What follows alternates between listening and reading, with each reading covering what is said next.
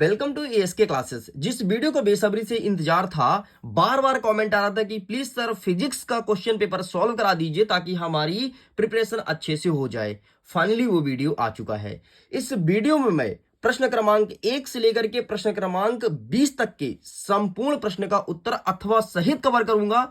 Video में and तक बने रहना। अगर कोई बच्चा इस वीडियो को बहुत अच्छे से और पूरा देख कर जाता है, चाहे आपके स्कूल में कोई भी सेट आए, डेफिनेटली आप 70 में से आसानी से 55 से 60 नंबर तक ला सकते हैं। और अगर एक और वीडियोस में अपलोड करता हूं, अगर आपने उसे देख लिया तो फिर भाई साहब 100% मार्किंग होने वाली है। बाकी मैं वीडियो में आगे बताऊंगा कि मैंने स्टार्टिंग में ऐसा क्यों बोला। मैं वीडियो में आगे बताऊंगा आपको और सब कुछ रिवील कर दूंगा, इसीलिए आप एंड तक बने रहिएगा। देख लीजिए, कुछ इस प्रकार से आपका प्रश्न पत्र रहेगा। एंड ये सब क्या ही देखना, हम फटाफट आगे बढ़ते हैं और सारे क्वेश्चन को कवर करते हैं विथ सॉल्यूशन। इसमें वेरियस प्रकार के इंस्ट्रक्शन लिखे हैं जैसे आप देख सकते हैं। एंड हम फटाफट चलिए आगे बढ़ते हैं और आगे के क्वेश्चंस को कवर करते हैं कि हमारा प्रश्न क्रमांक 1 क्या कह रहा है। हमारा प्रश्न क्रमांक 1 कह रहा है कि सही विकल्प को चुन करके लिखना है। इसमें पहला प्रश्न कहता है कि 0.07 मीटर क्यूब में कितने सार्थक अंक है। तो इसका सही आंसर लिखना है ऑप्शन नंबर ए, मतलब एक सार्थक अंक है। आगे बढ़ते हैं। प्रश्न नंबर 2 कहता है निम्नलिखित में से प्रक्षेप कोण के किस जोड़े के लिए क्षैतिज पारस का मान समान होगा। तो यहां पर आपको लिखना है 30 डिग्री और 60 डिग्री, अर्थात option number A is correct answer. तीसरा नंबर कहता है यदि किसी स्प्रिंग को आई दूरी तक खींचा जाता है। ठीक है भाई साहब, कोई स्प्रिंग है और कोई स्प्रिंग को आई दूरी तक खींचा जाता है। आई कहता है कि संचित ऊर्जा 10 जूल बढ़ जाती है। यदि स्प्रिंग को आई दूरी तक और खींचा जाए तो उसकी स्थितिज ऊर्जा कितनी बढ़ेगी। मतलब कोई स्प्रिंग हमने यहां तक खींचा, स्प्रिंग को हमने और खींच दिया, इतना फैला दिया, तो यहां तक जब 10 बढ़ जाती है तो यहां तक और कितनी बढ़ेगी, तो 10 और बढ़ जाएगी। तो 10 10 जोड़ दो 20, अर्थात 20 जूल इसका सही आंसर हो जाएगा।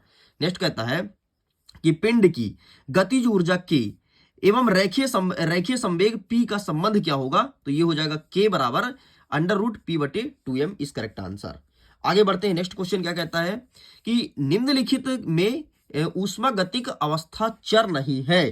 तो इसका सही आंसर हो जाएगा आपका, यहां पर लिखना है ऊष्मा। नेक्स्ट कहता है कि अप्रगामी तरंग में दो क्रमिक स्पंदों की बीच की दूरी क्या होगी। तो अप्रगामी तरंग है तो इसके बीच की दूरी होगी लैम्बडा, अर्थात ऑप्शन नंबर सी इस correct answer. Same question English में अवेलेबल है। इंग्लिश मीडियम के स्टूडेंट है तो क्वेश्चन को इंग्लिश में ध्यान से देख लीजिए। चलो आगे बढ़ते हैं। नेक्स्ट क्वेश्चन हमारा क्या कह रहा है, प्रश्न क्रमांक 2। दूसरा नंबर कहता है उचित शब्दों के द्वारा रिक्त स्थान की पूर्ति करना है। मतलब यहां पर उचित शब्द आपको भरना है। पहला नंबर कहता है कि 108 किलोमीटर प्रति घंटा बराबर कितने मीटर सेकंड होगा। तो सिंपल सा यहां पर हो जाएगा आपका 30 मीटर प्रति सेकंड।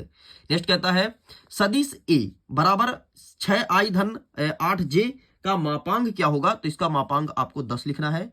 नेक्स्ट कहता है यदि किसी वस्तु पर F बल आरोपित करने पर वह भी वेग प्राप्त करती है तो इसकी वे शक्ति कितनी होगी। तो यहां पर सिंपल सा आपको लिखना है F × V। नेक्स्ट कहता है सभी ग्रह सूर्य के परितः डैश डैश कक्षा में परिभ्रमण करते हैं तो दीर्घ वृत्ताकार। ठीक है, दीर्घ वृत्ताकार। दीर्घ वृत्ताकार कैसे होता है, ऐसे घूमते हैं। यहां पर अगर सूरज है तो सभी ग्रह ऐसे घूमेंगे। ठीक, इसे कहते हैं दीर्घ वृत्ताकार।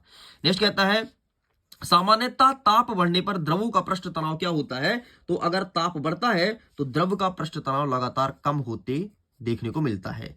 नेक्स्ट कहता है एक परमाणविक गैस के अणुओं में डैश डैश डैश स्थानांतरित स्वतंत्र कोटि होती है। तो यहां पर आपको लिखना है 3 स्थानांतरित स्वतंत्र कोटि होती है। इस प्रकार से होता है कंप्लीट। सेम क्वेश्चन इंग्लिश में अवेलेबल है, प्लीज इसे देखिए और सारे क्वेश्चन को बहुत अच्छे से प्रिपेयर कीजिएगा। आगे बढ़ते हैं। प्रश्न क्रमांक 3 कह रहा है कि सही जोड़ी मिलाइए।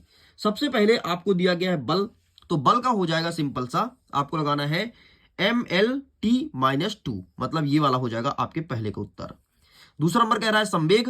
तो संवेग का सही आंसर आपको सिंपल से क्या लगाना है MLT-2। एक सेकंड ना, -1। ठीक है, -1 हो जाएगा संवेग का, ये हो गया दूसरे का। नेक्स्ट कहता है गति का प्रथम समीकरण। तो v बराबर u + at होता है। एंड नेक्स्ट कहता है गति का द्वितीय समीकरण। तो s बराबर ut + 1/2 at का स्क्वायर, ये होगा चौथे नंबर का। नेक्स्ट कह रहा है कि सर्वात्रिक गुरुत्वीय नियतांक तो इसका सही आंसर आपको लिखना है M1 L3 और T2।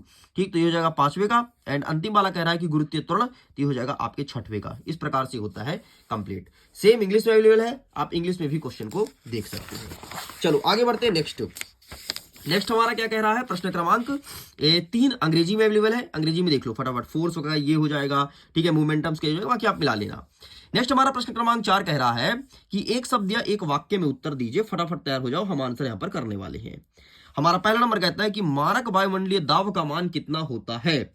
तो इसका मान आपको सिंपल से लिखना है 101.3 kPa, मतलब पास्कल, ठीक है, कैलोरी पास्कल। या फिर ऐसे भी लिख सकते हो 1.0 लिख दूं क्या, या फिर ये भी लिख सकते हो 1.013 इंटू 10 टू द पावर 51.013, ये भी वैल्यू होता है, लेकिन ये काफी बड़ा वैल्यू है। ठीक है, जो मैंने आपको बताया आप वही लिख देना बस। ठीक है, आगे वाला छोटा सा। नेक्स्ट कह रहा है कि किस ताप पर लकड़ी तथा लोहे एक जैसे गर्म या ठंडे प्रतीत होते हैं। मतलब ऐसा कौन सा टेम्परेचर है जिसमें लकड़ी हो या लोहा गर्म या फिर ठंडा बराबर लगेगा, तो ये होगा 0 डिग्री सेल्सियस पर। 0 डिग्री सेल्सियस पर। नेक्स्ट कहता है उष्मागतिकी के प्रथम नियम का गणितीय व्यंजक लिखना है कि क्या होता है। तो ये आप लिखेंगे डेल क्यू बराबर del U plus del V, ये होता है। नेक्स्ट आपको क्या कहता है, इसे डेल या डेल्टा दोनों कहा जाता है। नेक्स्ट कहता है चौथा नंबर, द्विपरमाणविक गैसों की स्वतंत्र कोटि कितनी होती है। तो यहां पर आपको 5 लिखना है, लेकिन ऐसे मत लिखना, तुम 5 ऐसे लिखना हिंदी में, ठीक है, हिंदी में हमेशा लिखा जाता है। नेक्स्ट कहता है कि सरल आवृत्ति गति में कण के विस्थापन का समीकरण क्या होगा। तो इसका आंसर मैं चाहता हूं आप दीजिए हमें कमेंट सेक्शन में। ये रहा आपके लिए एक होमवर्क, ठीक है, अटेंड जरूर कीजिएगा। चलो भाई अब कमर कस लो, क्योंकि फटाफट आगे क्वेश्चंस को कवर अप करने वाले हैं। इंग्लिश में अवेलेबल है, आप इंग्लिश में देखिए। बाकी अब हम देखते हैं प्रश्न क्रमांक 5, जिसमें कह रहा है कि सत्य असत्य लिखो। पहला नंबर कहता है कि मूल मात्रक एक दूसरे से संबंधित होते हैं। तो बिल्कुल आपको यहां पर सही लिखना है, ठीक है, मूल मात्रा एक दूसरे से संबंधित होती हैं। नेक्स्ट कहता है एक विमीय गति में किसी कण की चाल शून्य होने पर वेग अशून्य हो सकता है। बिल्कुल गलत हो जाएगा। नेक्स्ट कह रहा है दो वस्तुएं के प्रत्यस्त संघट्ट में प्रत्येक वस्तु का संवेग एवं गतिज ऊर्जा संरक्षित होते हैं। बिल्कुल सही हो जाएगा।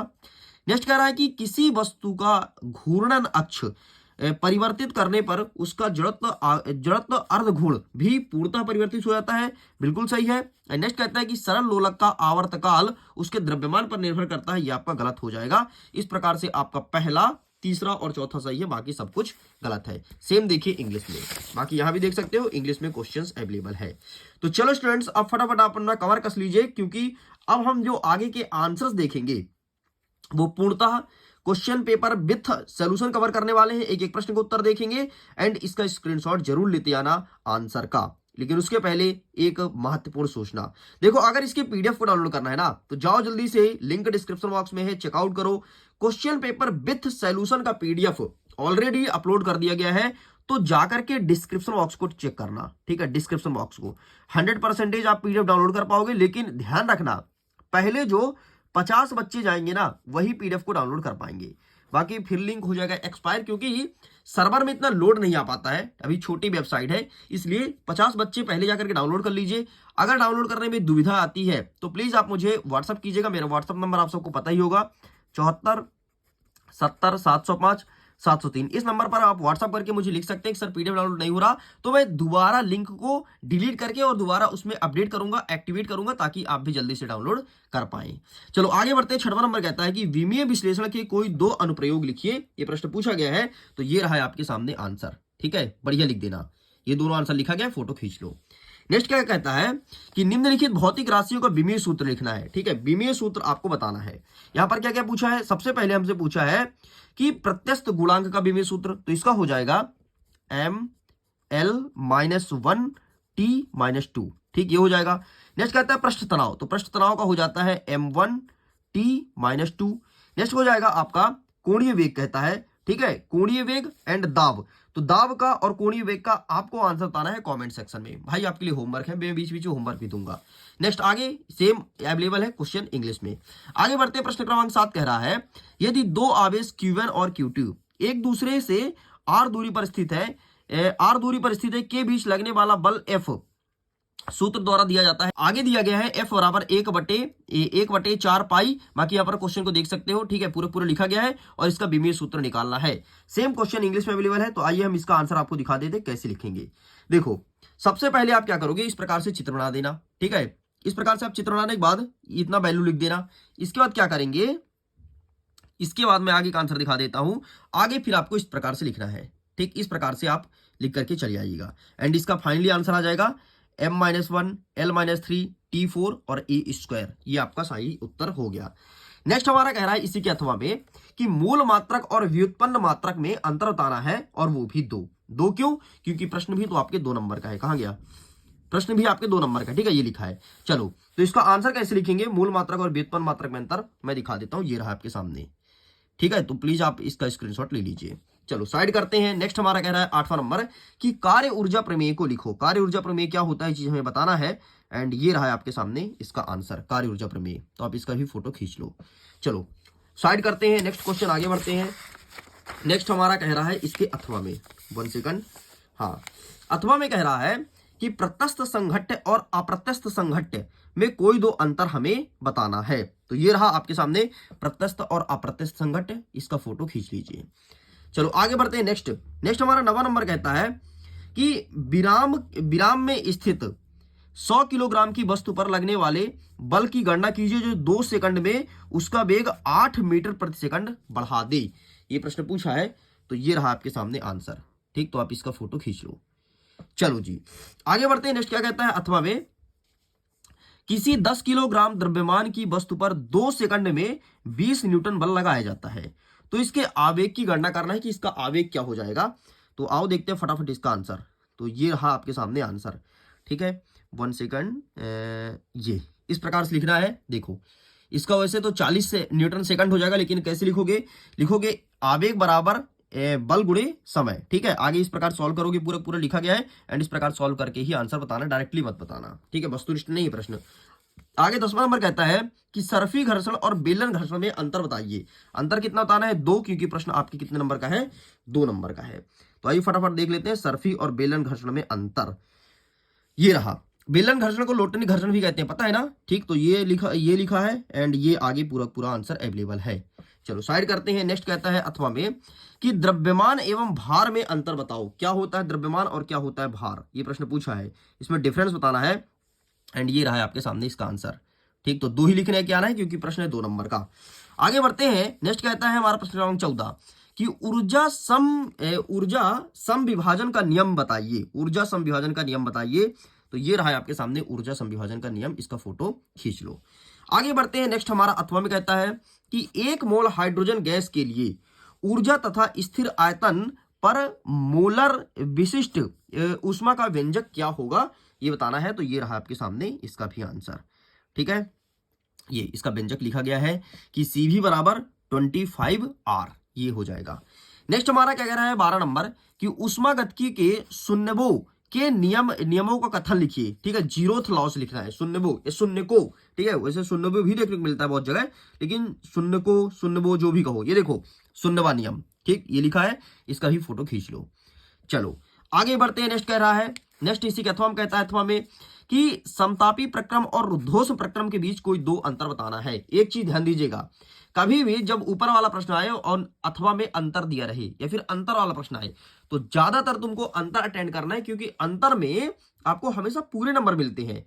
ऐसे में नंबर काट सकता है सामने वाला, लेकिन ऐसे में अंतर में कभी नंबर नहीं काटता है एंड ये रहा इसका उत्तर, ठीक है। और मैं अपनी बताऊं ना, मैं जब पेपर देने जाता हूं, आज भी अगर मैं कोई चीज का पेपर देने जाता हूं और रिटर्न होता है, लिखित होता है ना, तो मैं अंतर वाले क्वेश्चन को ज्यादा अटेंड करता हूं, क्योंकि इसमें पूरा नंबर मिलता है। चलो आगे देखते हैं। 13वां नंबर कहता है कि किसी गैस का दाब P है, ठीक है भाई, आयतन V है और ताप T है, तो वंडरवाल त्रिज्या के अनुसार निम्नलिखित का संबंध होता है। और यहां पर लिखा गया है कि P/A/V², V-B बराबर RT, जहां A और B नियतांक है और A B की विमाएं ज्ञात कीजिए। ये प्रश्न पूछा गया है, बहुत अच्छा प्रश्न है। तो चलो भाई साहब, अब इसके आंसर को हम कवर अप करते हैं। आंसर कैसे लिखेंगे, सबसे पहले ये लिखोगे, ठीक है। फिर क्या लिखोगे, गैसों से जुड़े कुछ नियम आपको बताना पड़ेगा। इसके बाद आप यहां तक लिख के कंप्लीट करोगे। ये रहा, कुछ ही नियम बताओ जो तुमको ठीक लगे, जैसे आदर्श गैस समीकरण बता दो कि पीवी बराबर एनआरटी होता है, ठीक है, सब आपको बताना पड़ेगा। आगे बढ़ते हैं। नेक्स्ट अथवा कहता है कि बीमीय विधि से हमें समीकरण दिया गया है वी स्क्वायर बराबर यू स्क्वायर प्लस 2as, इसकी शुद्धता की जांच करना है, क्या ये सही है या फिर नहीं है। किससे करोगे, बीमीय विश्लेषण से। तो बीमीय विश्लेषण से शुद्धता कैसे करते हैं, ये रहा है आपके सामने, ठीक है। इस प्रकार से इसका बीमीय सूत्र निकाल के शुद्धता की जांच करना है। चलो, इस प्रकार से आपके 3 नंबर के सारे क्वेश्चन होते हैं कंप्लीट। एक सेकंड, अगर इसका और भी आंसर अवेलेबल मैं दिखा देता हूं। जी नहीं, इसके इतने ही आंसर्स थे, ठीक है। तो इस प्रकार से आपको शुद्धता की जांच करनी है। आगे बढ़ते हमारा 14 नंबर कहता है कि कलन विधि का उपयोग कर एक समान त्वरण के लिए शुद्ध गतिक समीकरण प्राप्त करना है। 3 नंबर का प्रश्न है। तो ये रहा इसका आंसर। तो प्लीज आप इसका फोटो खींच लो। ये पूरा लिखना है कलन विधि से, ठीक है। बस इतना लिख के कंप्लीट करेंगे। आगे बढ़ते हैं। अथवा में कहता है कि ग्राफीय विधि से गति के द्वितीय समीकरण का निगमन कीजिए। विधि कौन सा है, ग्राफीय विधि है ना। इसे कई सारी विधि है जिससे निगमन होता है, लेकिन आपको ग्राफीय विधि से करना है। तो ये मैं दिखाता हूं आपको ग्राफीय विधि, ठीक है। सबसे पहले लिखोगे गति के प्रथम समीकरण से, एंड इस प्रकार से आपको सॉल्व करना है। एंड ये आगे आपका यह है गति का द्वितीय समीकरण। बस इतना लिख के कंप्लीट करेंगे। नेक्स्ट कहता है 15 नंबर कि द्रव्य का पृष्ठ तनाव किन कारकों पर निर्भर करता है, समझाइए। तो इसका आंसर अवेलेबल नहीं है। आगे बढ़ते अथवा कहता है कि द्रव्य के बुलबुले के भीतर अतिरिक्त दाब का व्यंजक निकालना है, ठीक है। तो ये रहा इसका आंसर, द्रव्य के बुलबुले के भीतर, ठीक। इस प्रकार से आपको सॉल्व करना है। प्लीज आप इसका फोटो खींचो। आगे बढ़ते हैं। ये रहा, यहां तक लिख के कंप्लीट करेंगे। आगे बढ़ते हैं। 16 नंबर कहता है कि अनुप्रस्थ तरंग और अनुदैर्ध्य तरंग में अंतर बताना है। कितने अंतर बताना है, 3 नंबर का प्रश्न है। तो आपको कम से कम 3 अंतर लिखना ही पड़ेगा। तो ये रहा है आपके सामने, अनुप्रस्थ और अनुदैर्ध्य तरंगे में अंतर, ठीक है। तो आप इसका स्क्रीनशॉट ले लो। ये 2 अवेलेबल है, बाकी यहां पर आप एक और जरूर लिख के आना। आगे बढ़ते हैं। अथवा कह रहा है कि वायु में अनुदैर्ध्य तरंगों के वेग का न्यूटन सूत्र स्थापित कीजिए और लाप्लास ने उसमें क्या संशोधन किया। लाप्लास के संशोधन के बारे में भी हमें उल्लेख करना है। तो ये रहा सबसे पहले जो ऊपर का प्रश्न पूछा है, ठीक है। फिर लाप्लास ने क्या संशोधन किया, यहाँ पर लिखा गया इसके 3 संशोधन, और ये अंतिम में जरूर लिखिएगा। इससे आपका आंसर अट्रैक्टिव और प्रभावी बनेगा। आगे बढ़ते हैं। 17 नंबर कहता है कि कलन विधि का उपयोग करके एक समान त्वरण के लिए गति का समीकरण प्राप्त करो। कौन सा विधि है, कलन विधि है। देखो यहाँ पर कलन विधि पूछा है, यहाँ पर ग्राफीय विधि पूछा है, अलग अलग है। तो कलन विधि का उपयोग करके अब हमें करना है। और यहाँ पर जितने भी विधि हैं सारे विधि अच्छे से पता होना चाहिए, क्योंकि यहीं से क्वेश्चन देखने को मिलता है। ये रहा आपके सामने कलन विधि। प्लीज इसका स्क्रीनशॉट ले लो। एंड ये रहा, इस प्रकार से कंप्लीट होता है। चलिए आगे बढ़ते हैं। अथवा में क्या कहता है, अथवा में हमारा कहता है कि एक समान एक विमीय गति के लिए वेग समय ग्राफ खींचिए एवं इसमें निश्चित समय अंतराल के लिए किसी वस्तु का विस्थापन ज्ञात कीजिए। ये प्रश्न पूछा गया है। तो आइए हम इसका आंसर देख लेते हैं। ये रहा है आपके सामने इसका आंसर।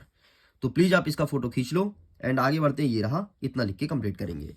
आगे बढ़ते हैं। 18 नंबर कहता है कि समतल वृत्तीय रोड पर किसी वाहन की अधिकतम सुरक्षित चाल के व्यंजक को निगमित करना है। मतलब हमें निगमित करना है कि समतल पर अगर गाड़ी चला रहे हो किस हिसाब से चलाना चाहिए और क्या उसका सही निगमन होना चाहिए। तो ये रहा आंसर। इस प्रकार से लिख के कंप्लीट करेंगे।